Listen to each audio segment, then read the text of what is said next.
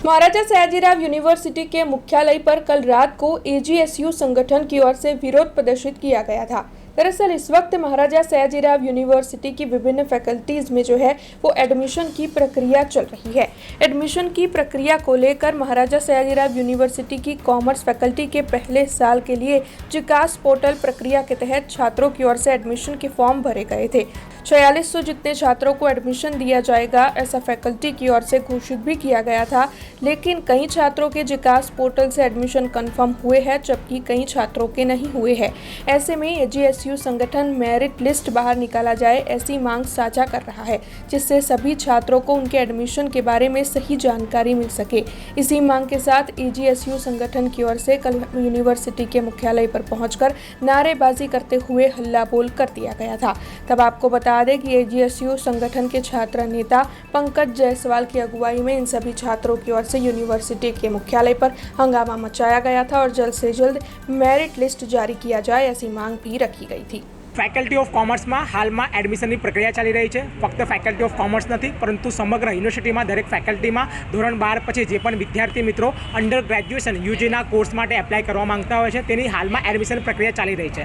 તો આજ રોજ 28મી મેના રોજે જ્યારે વિદ્યાર્થીઓનું કટ ઓફ અને લિસ્ટ જાહેર કરવામાં આવવાનું હતું દરેક ફેકલ્ટીનું, ત્યારે યુનિવર્સિટીના સત્તાધીશો દ્વારા, ફેકલ્ટી ઓફ કોમર્સ દ્વારા અને અન્ય ફેકલ્ટીના સત્તાધીશો દ્વારા ડાયરેક્ટલી જીકાસના પોર્ટલ પર જે ઓફર લેટર છે તે મોકલી દેવામાં આવ્યું, પરંતુ કોઈપણ પ્રકારની લિસ્ટ જાહેર કરવામાં આવી નથી। તો કયા વિદ્યાર્થીઓનું એડમિશન થયું છે તો એ કઈ રીતે ખબર પડશે? ઓફર લેટર જે વિદ્યાર્થીઓને જાય છે તે લોકોને ખબર પડી જાય છે કે એ લોકોનું એડમિશન થઈ ગયું છે, પરંતુ કેટલાક એવા અસંખ્ય વિદ્યાર્થીઓ છે કે જે લોકોને ઓફર લેટર મળી નથી રહ્યા। તો ફેકલ્ટી ઓફ કોમર્સમાં 10,718 વિદ્યાર્થીઓએ એપ્લિકેશન ફોર્મ કરી હતી એડમિશન માટે। તો ફક્ત 6,400 બેઠક ઉપર વિદ્યાર્થીઓને એડમિશન આપવામાં આવશે। તો બાકીના વિદ્યાર્થીઓ કોનું એડમિશન થયું છે, કોનું એડમિશન નથી થયું, તો આ એક ચર્ચાનો વિષય છે। કટ ઓફ જાહેર કેમ નથી કર્યું, લિસ્ટ બહાર કેમ નથી પાડ્યું? તમે ઓફર લેટર 6,400 વિદ્યાર્થીઓનું જીકાસ પોર્ટલને મોકલ્યું તો એ વિદ્યાર્થીઓની તમારી પાસે લિસ્ટ તો હશે, માહિતી તો હશે। ફોર ધ એક્ઝામ્પલ એક ઉદાહરણ તરીકે વાત કરું, ઘરમાં કોઈ પણ વ્યક્તિનું લગ્ન હોય કે પ્રસંગ હોય તો આપણે કંકોત્રીમાં નામ લખીએ છીએ કે આ કંકોત્રી આ ઘરને આ વ્યક્તિને આપવાની।